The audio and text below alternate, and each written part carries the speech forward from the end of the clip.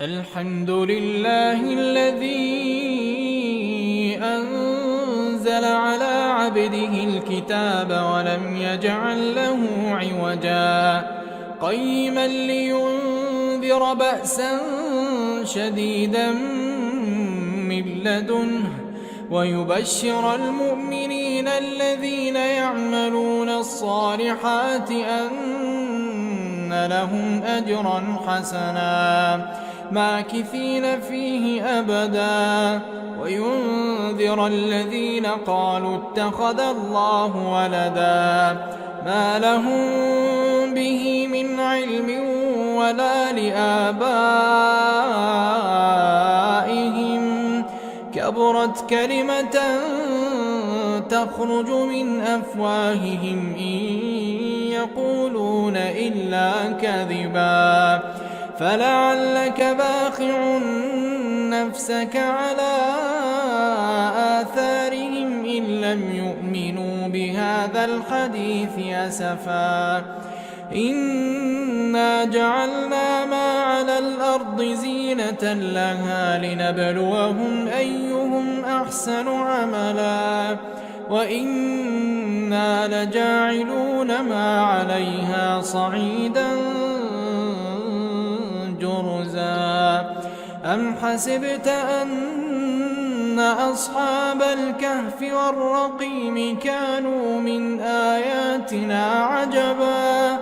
إذ أوى الفتية إلى الكهف فقالوا ربنا آتنا من لدنك رحمة وهيئ لنا من أمرنا رشدا فضربنا على آذانهم في الكهف سنين عددا ثم بعثناهم لنعلم أي الحزبين أحصى لما لبثوا أمدا نحن نقص عليك نبأهم بالحق إنهم فتية آمنوا بربهم وزدناهم هدى وربطنا على قلوبهم إذ قاموا فقالوا ربنا رب السماوات والأرض لن ندعو من دونه إلها لقد قلنا إذا شططا هؤلاء قوم اتخذوا من دونه آلهة لولا يأتون عليهم بسلطان بين فمن أظلم ممن افترى على الله كذبا وإذ اعتزلتموهم وما يعبدون إلا الله فأووا إلى الكهف ينشر لكم ربكم من رحمته ويهيئ لكم من أمركم مرفقا وترى الشمس إذا طلعت تزاور عن كهفهم ذات اليمين وإذا غربت تقرضهم ذات الشمال وهم في فجوة منه ذلك من آيات الله من يهد الله فهو المهتد ومن يضلل فلن تجد له وليا مرشدا وتحسبهم أيقاظا وهم رقود ونقلبهم ذات اليمين وذات الشمال وكلبهم باسط ذراعيه بالوصيد لو اطلعت عليهم لوليت منهم فرارا ولملئت منهم رعبا وكذلك بعثناهم ليتساءلوا بينهم. قال قائل منهم كم لبثتم؟ قالوا لبثنا يوما أو بعض يوم. قالوا ربكم أعلم بما لبثتم فابعثوا أحدكم بورقكم هذه إلى المدينة فلينظر أيها أزكى طعاما فليأتكم برزق منه وليتلطف ولا يشعرن بكم أحدا. إنهم إن يظهروا عليكم يرجموكم أو يعيدوكم في ملتهم ولن تفلحوا إذن أبدا. وكذلك أعثرنا عليهم ليعلموا أن وعد الله حق وأن الساعة لا ريب فيها إذ يتنازعون بينهم أمرهم فقالوا ابنوا عليهم بنيانا ربهم أعلم بهم. قال الذين غلبوا على أمرهم لنتخذن عليهم مسجدا. سيقولون ثلاثة رابعهم كلبهم ويقولون خمسة سادسهم كلبهم رجما بالغيب ويقولون سبعة وثامنهم كلبهم قل ربي أعلم بعدتهم ما يعلمهم إلا قليل فلا تمار فيهم إلا مراء ظاهرا ولا تستفت فيهم منهم أحدا. ولا تقولن لشيء إني فاعل ذلك غدا إلا أن يشاء الله. واذكر ربك إذا نسيت وقل عسى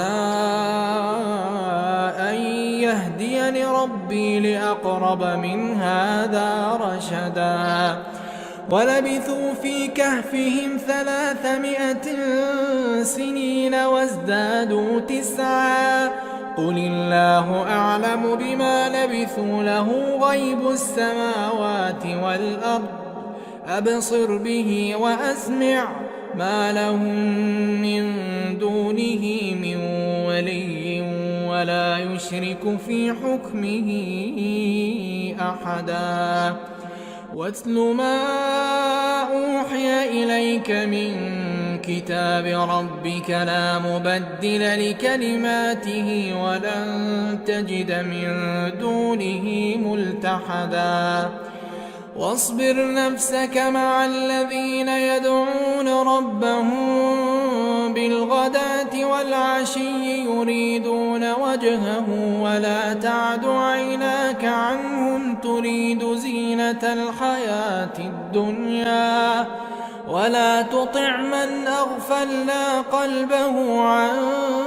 ذكرنا واتبع هواه وكان أمره فرطا. وقل الحق من ربكم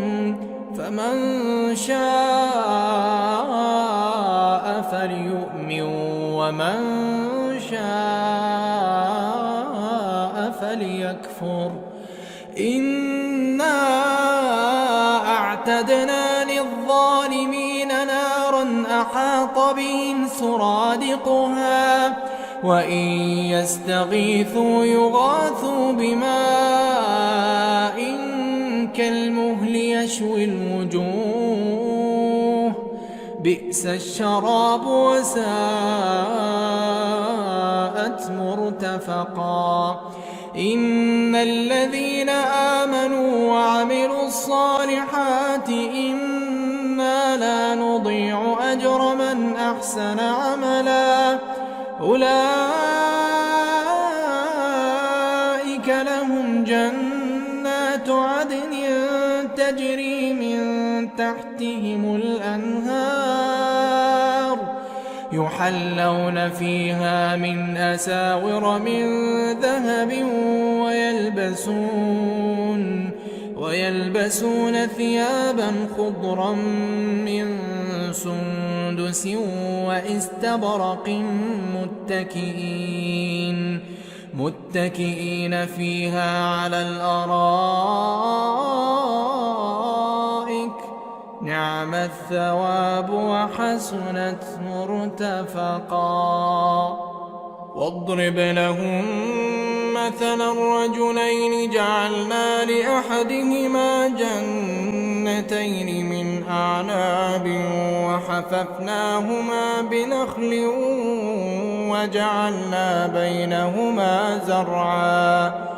كلتا الجنتين آتت أكلها ولم تظلم منه شيئا وفجرنا خلالهما نهرا وكان له ثمر فقال لصاحبه وهو يحاوره أنا أكثر منك مالا وأعز نفرا ودخل جنته وهو ظالم لنفسه قال ما أظن أن تبيد هذه أبدا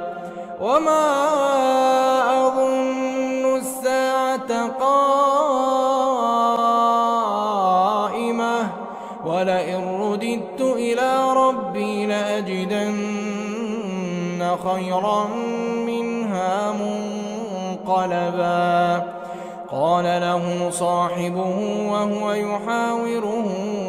أكفرت بالذي خلقك من تراب ثم من نطفة ثم سواك رجلا لكن هو الله ربي ولا أشرك بربي أحدا ولولا إذ دخلت جنتك قلت ما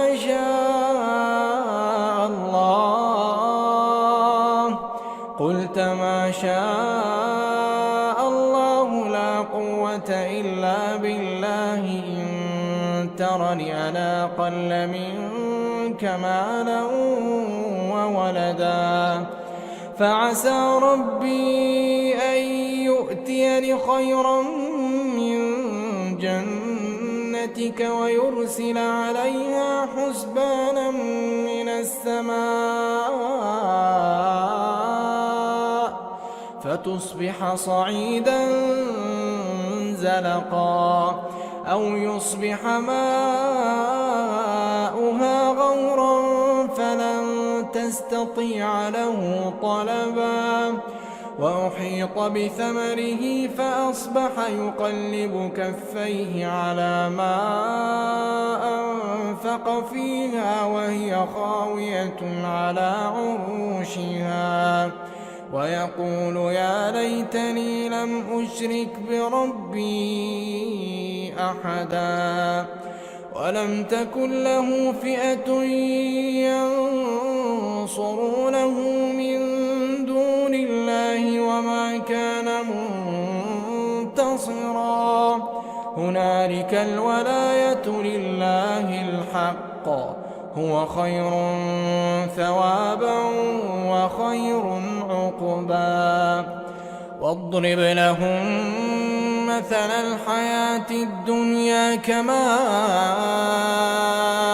إن أنزلناه من السماء فاختلط به نبات الأرض فأصبح هشيما تذروه الرياح وكان الله على كل شيء مقتدرا المال والبنون زينة الحياة الدنيا والباقيات الصالحات خير عند ربك ثوابا وخير أملا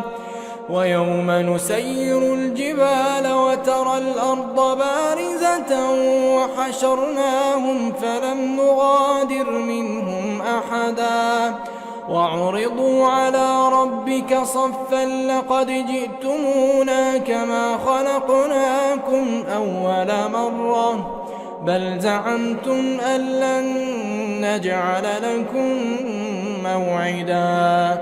ووضع الكتاب فترى المجرمين مشفقين مما فيه ويقولون يا ويلتنا ما لهذا الكتاب لا يغادر صغيرة ولا كبيرة إلا أحصاها ووجدوا ما عملوا حاضرا ولا يظلم ربك أحدا وإذ قلنا للملائكة اسجدوا لآدم فسجدوا إلا إبليس كان من الجن ففسق عن أمر ربه أفتتخذونه وذريته أولياء من دوني وهم لكم عدو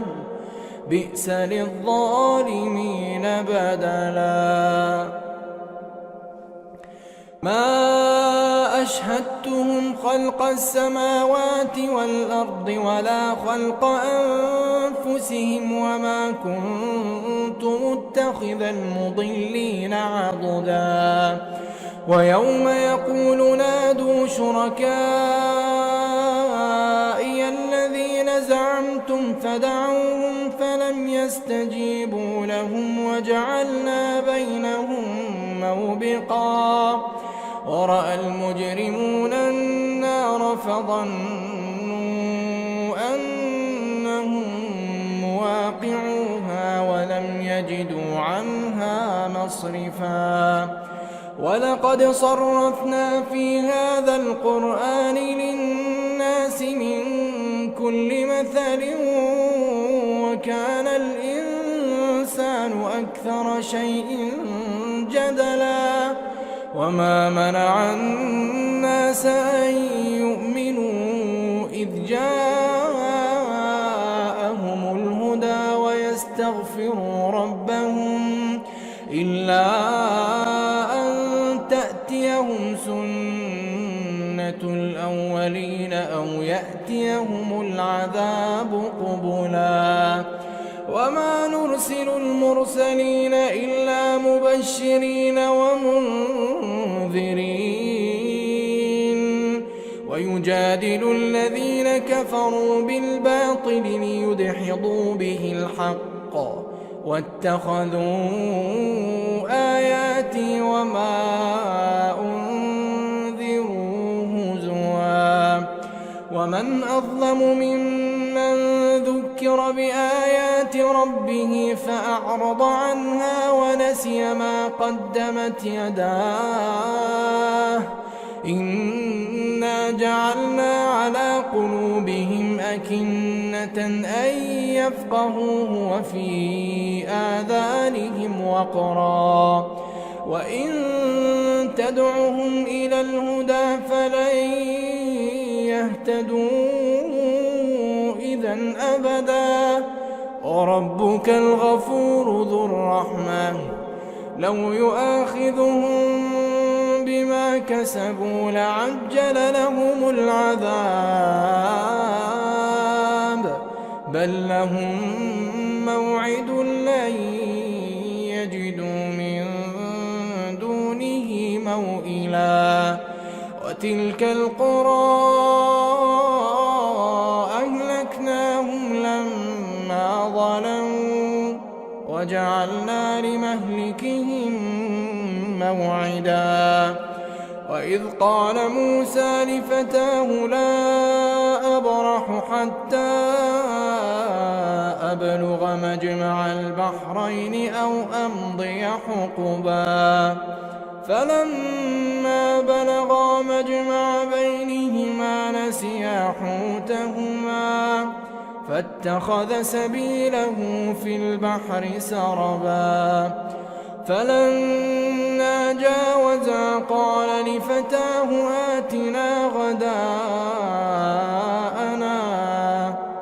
آتنا غداءنا لقد لقينا من سفرنا هذا نصبا قال أرأيت إذ أوينا إلى الصخرة فإني نسيت الحوت وما أنسانيه إلا الشيطان أن أذكره واتخذ سبيله في البحر عجبا قال ذلك ما كنا نبغي فارتدا على آثارهما قصصا فوجدا عبدا من عبادنا آتيناه رحمة من عندنا وعلمناه من لدنا علما قال له موسى هل أتبعك على أن تعلمني مما علمت رشدا قال إنك لن تستطيع معي صبرا وكيف تصبر على ما لم تحط به خبرا قال ستجدني إن شاء الله صابرا ولا أعصي لك أمرا قال فإن اتبعتني فلا تسألني عن شيء حتى أحدث لك منه ذكرا فانطلقا حتى إذا ركبا في السفينة خرقها قال أخرقتها لتغرق أهلها لقد جئت شيئا إمرا قال ألم أقل إنك لن تستطيع معي صبرا قال لا تؤاخذني بما نسيت ولا ترهقني من أمري عسرا فانطلقا حتى إذا لقيا غلاما فقتله قال أقتلت نفسا زكية بغير نفس لقد جئت شيئا نكرا قال ألم أقل لك إنك لن تستطيع معي صبرا قال إن سألتك عن شيء بعدها فلا تصاحبني قد بلغت من لدني عذرا فانطلقا حتى إذا أتيا أهل قرية استطعما أهلها فأبوا أن يضيفوهما فوجدا فيها جدارا يريد أن ينقض فأقامه قال لو شئت لاتخذت عليه أجرا قال هذا فراق بيني وبينك سأنبئك بتأويل ما لم تستطع عليه صبرا أما السفينة فكانت لمساكين يعملون في البحر فأردت أن أعيبها وكان وراءهم ملك يأخذ كل سفينة غصبا وأما الغلام فكان أبواه مؤمنين فخشينا أن يرهقهما طغيانا وكفرا فأردنا أن يبدلهما ربهما خيرا منه زكاة وأقرب رحما وأما الجدار فكان لغلامين يتيمين في المدينة وكان تحته كنز لهما وكان أبوهما صالحا فأراد ربك أن يبلغا أشدهما ويستخرجا كنزهما رحمة من ربك وما فعلته عن أمري ذلك تأويل ما لم تسطع عليه صبرا ويسألونك عن ذي القرنين قل سأتلو عليكم منه ذكرا إنا مكنا له في الأرض وآتيناه من كل شيء سببا فأتبع سببا حتى إذا بلغ مغرب الشمس وجدها تغرب في عين حمئة ووجد عندها قوما قلنا يا ذا القرنين إما أن تعذب وإما أن تتخذ فيهم حسنا قال أما من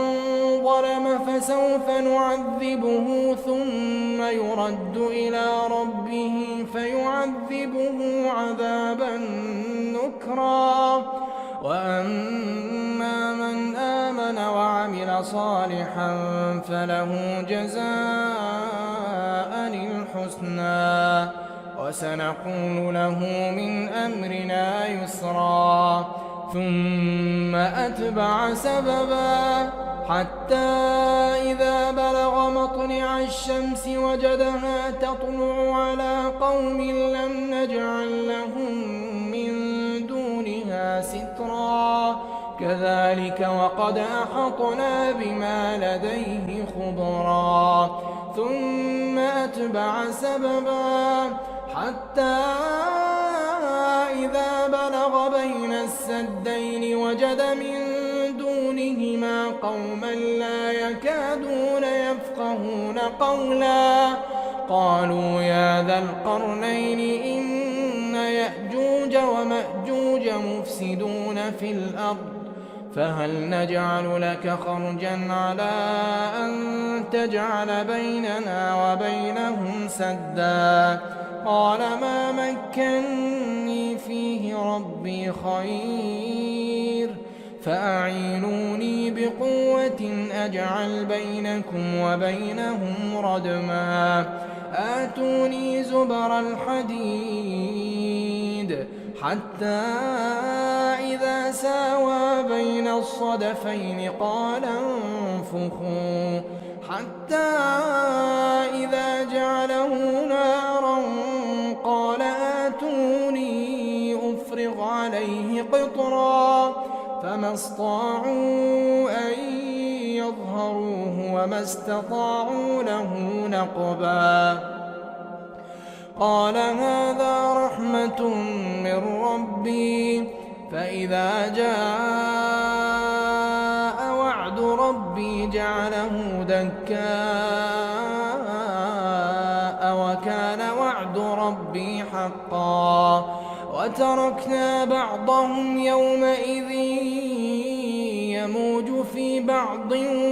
ونفخ في الصور فجمعناهم جمعا وعرضنا جهنم يومئذ للكافرين عرضا الذين كانت أعينهم في غطاء عن ذكري وكانوا لا يستطيعون سمعا أفحسب الذين كفروا أن يتخذوا عبادي من دوني أولياء إنا أعتدنا جهنم للكافرين نزلا قل هل ننبئكم بالأخسرين أعمالا الذين ضل سعيهم في الحياة الدنيا وهم يحسبون أنهم يحسنون صنعا أولئك الذين كفروا بآيات ربهم ولقائه فحبطت أعمالهم فلا نقيم لهم يوم القيامة وزنا ذلك جزاؤهم جهنم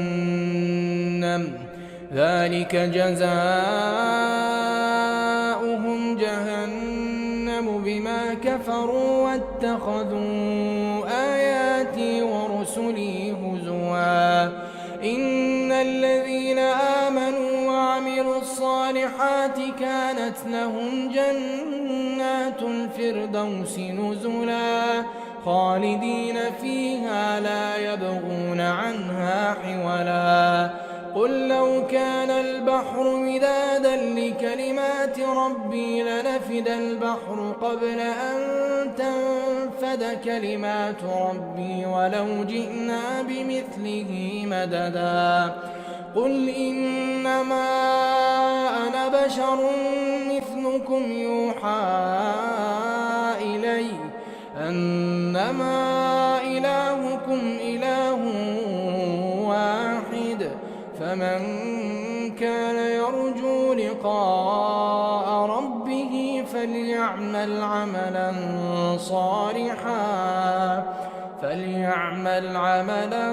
صالحا ولا يشرك بعبادة ربه